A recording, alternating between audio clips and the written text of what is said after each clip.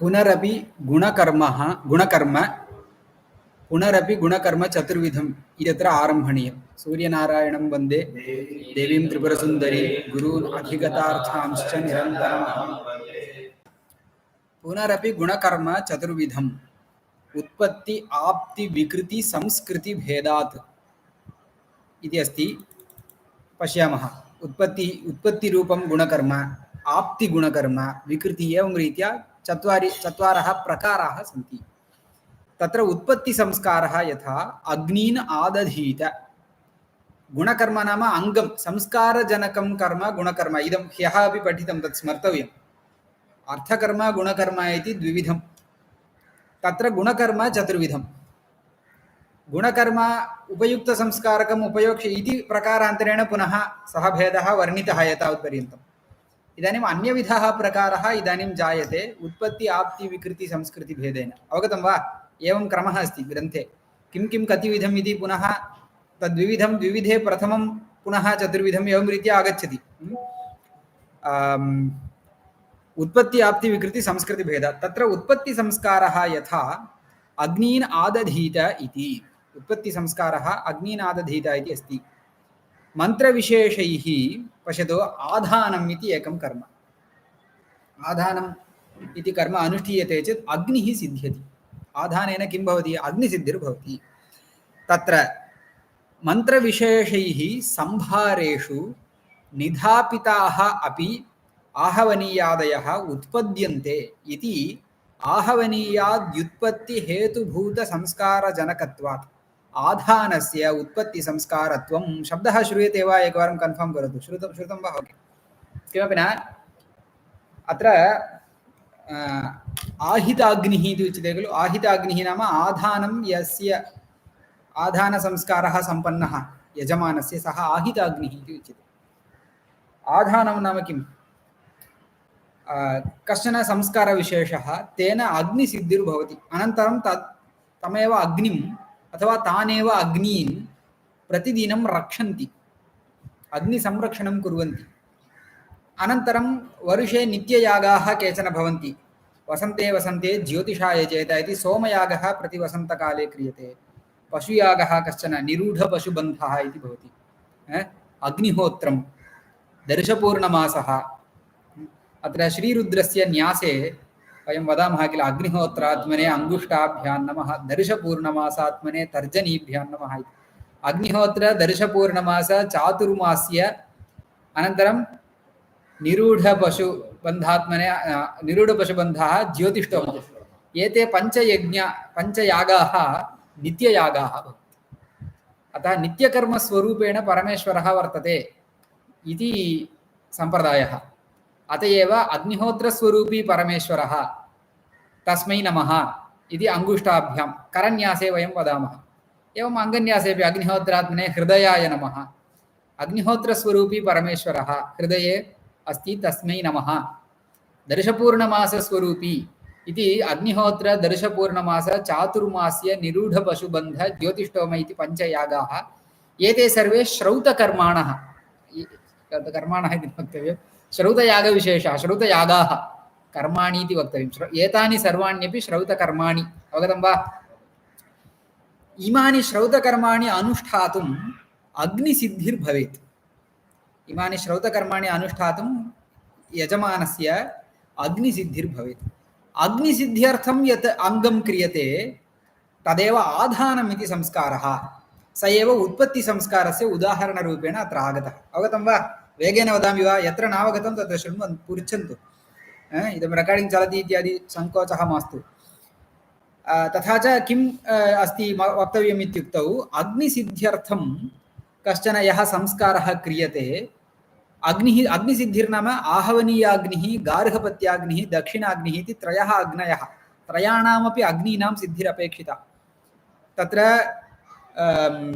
गार्हपत्याग्नेः सकाशात् अग्निं स्वीकृत्य आहवनीयकुण्डे स्थापयित्वा, अनन्तरं तत्र इन्धनादिकं कृत्वा तम् अग्निं प्रज्वाल्य तत्रैव आहुतयः क्रियन्ते सामान्यतः।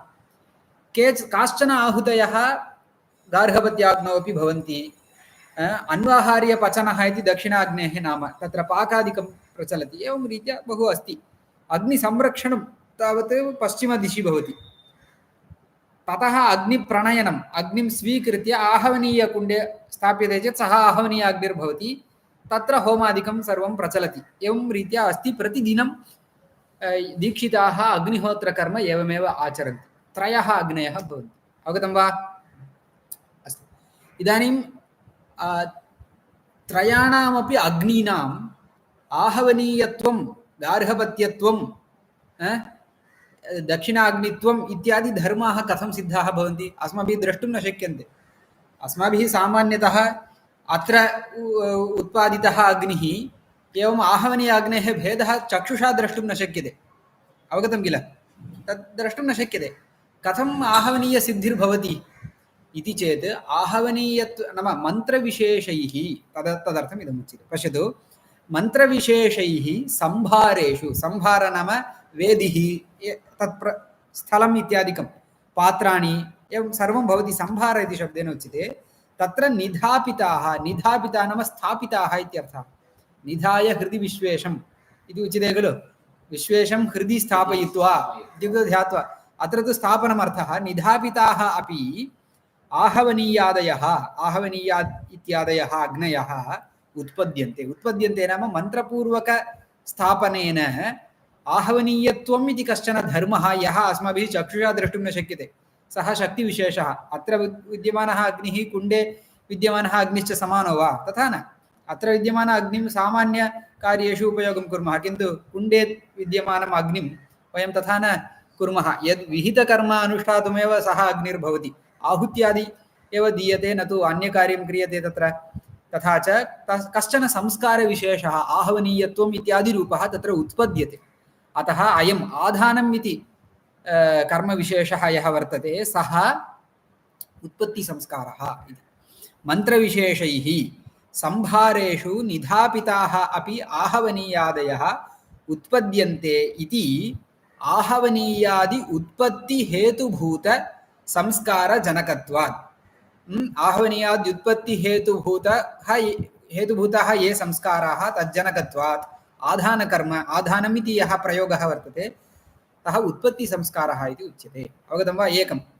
अनन्तरम् आप्तिसंस्कारः यथा उत्पत्ति आप्ति विकृति संस्कृति भेदादिति दृष्टं तत्र उत्पत्तिसंस्कारस्य उदाहरणं समापितं तत्र कथं भवति इति आप्तिसंस्कारः नाम स्वाध्यायः अध्येतव्यः स्वाध्यायः नाम कः स्वशाखा वेदभागः स्वाध्यायशब्देन उच्यते सः अध्येतव्यः नाम तस्य अध्ययनं कर्तव्यम् इति कश्चन विधिर्वर्तते इदानीं तेन विधिना किं कर्तव्यम् अध्ययनं कर्तव्यम् अध्ययनं क्रियते चेत् किं भवति स्वशाखा वेदभागः प्राप्यते अतः अयं प्राप्तिसंस्कारः इति उच्यते गुरुमुखोच्चारण अनुच्चारणम् अध्ययनम् अध्ययनं नाम तदेव खलु गुरुः किञ्चित् उच्चारयति शिष्यः श्रुत्वा द्विवारम् एवं रीत्या बहुवारं श्रुत्वा तद् भागं वेदभागं गृह्णाति इदं प्राप्नोति नाम अज्ञातस्य बुद्धौ धारणरूपेण प्राप्तिर्भवति किल तदेव अध्ययनेन स्वाध्यायः आप्यते स्वाध्यायः नाम स्वशाखा वेदभागः सः आप्यते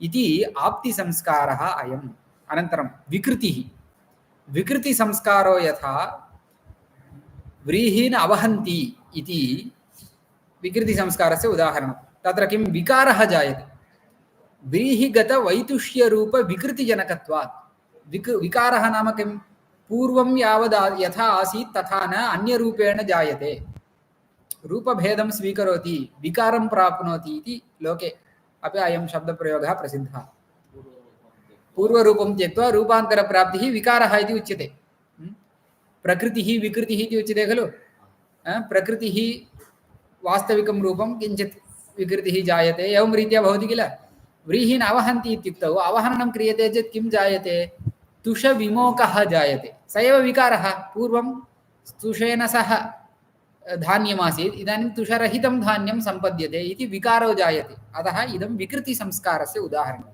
अवहननाख्यः संस्कारः विकृतिसंस्कारः उत्पत्ति आप्ति विकृतित्रयाणां सम्पन्नम् अनन्तरं संस्कृतिः केवलं संस्कार एव जायते तादृशसंस्कारः एकः व्रीहीन् प्रोक्षति प्रोक्षणेन व्रीहिषु किं जायते व्रीहिः लभ्यते वा न पूर्वं लब्धस्य व्रीहेः एव प्रोक्षणं उत्पद्यते वा न तत्तु क्षेत्रे उत्पन्नं प्राप्यते न प्राप्तस्यैव प्रोक्षणं विकारो जायते वा प्रोक्षणेन न तथैव तिष्ठति प्रोक्षणं कृत्वापि अतः कश्चन संस्कारः अदृष्टः जायते इति कृत्वा संस्कृति इत्यस्य उदाहरणं संस्कृतिरेधा व्रीहिं प्रोक्षति इति अत्र आधानम् अध्ययनञ्च स्वतन्त्रं गुणकर्म न तु क्रत्वङ्गम् तत्रापि गुणकर्म स्वतन्त्रं क्रत्वङ्गम् इति पुनः द्विविधं स्वतन्त्रं नाम क्रतोः बहिः क्रियते क्रत्वङ्गं नाम क्रतु अङ्गतया क्रियते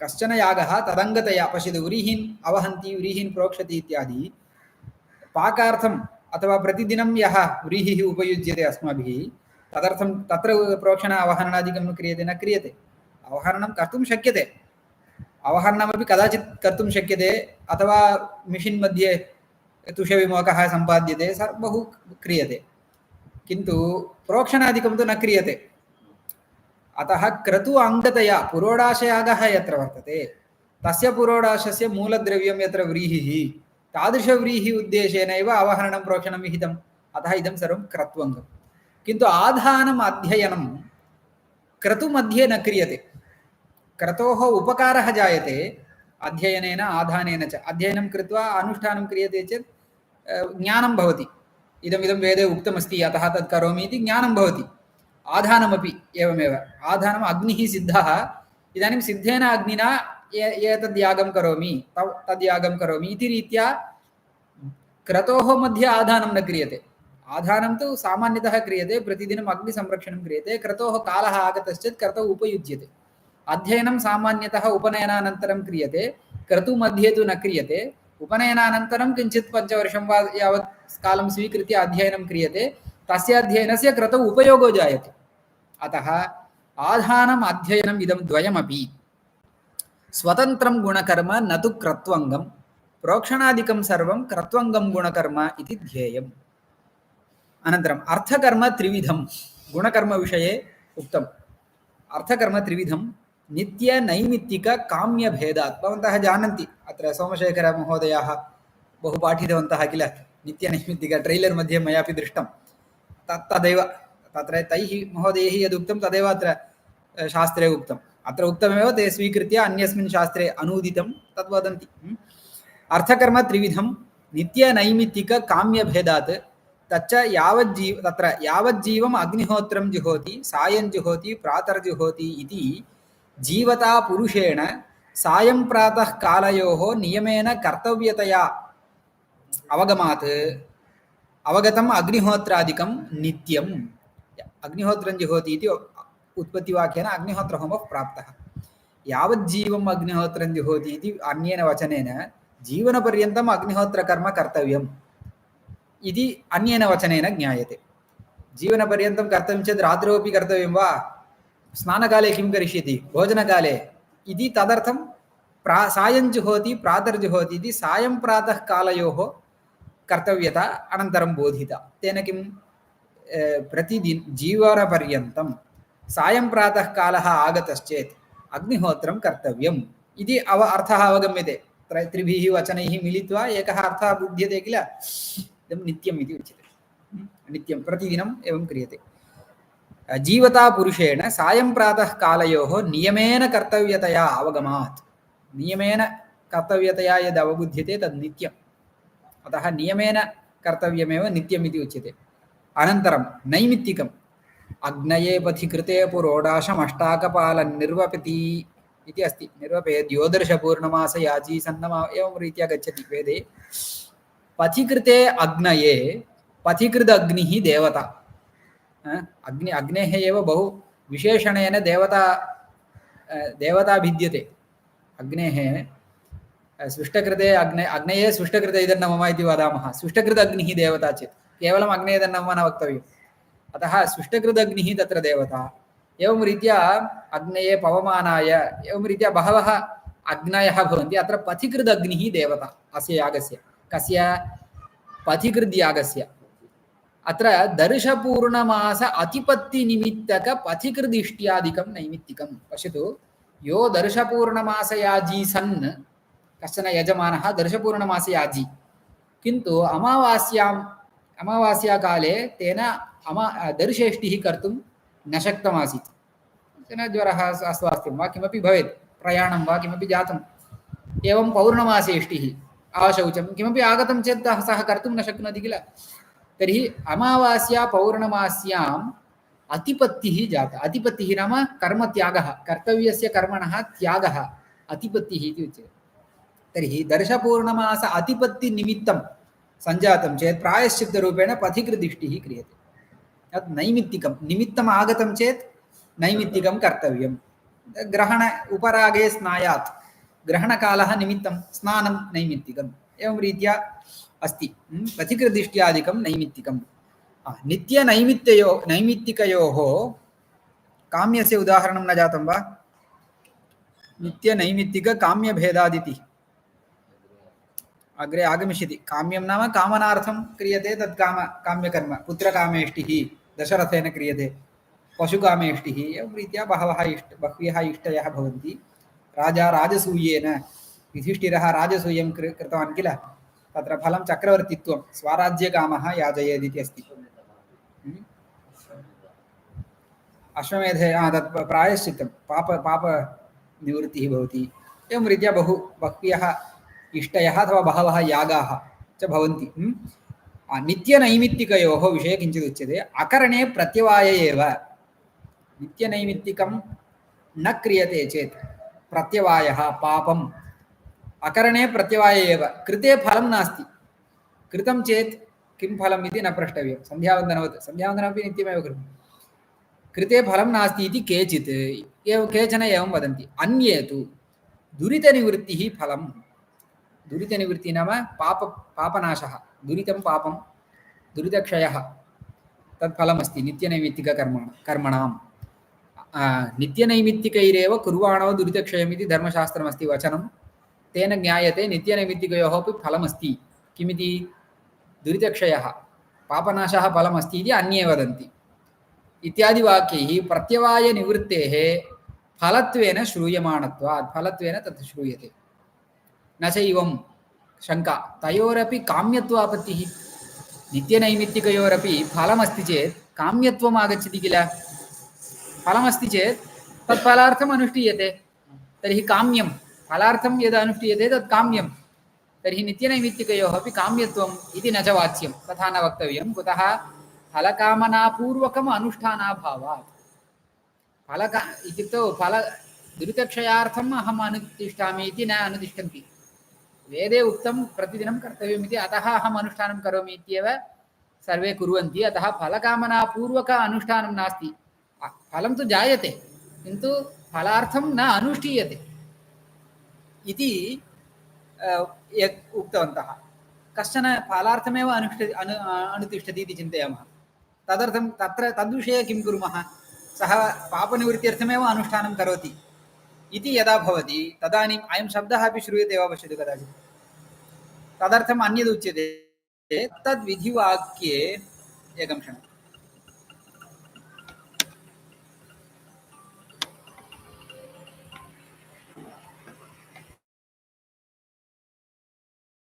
किमस्ति?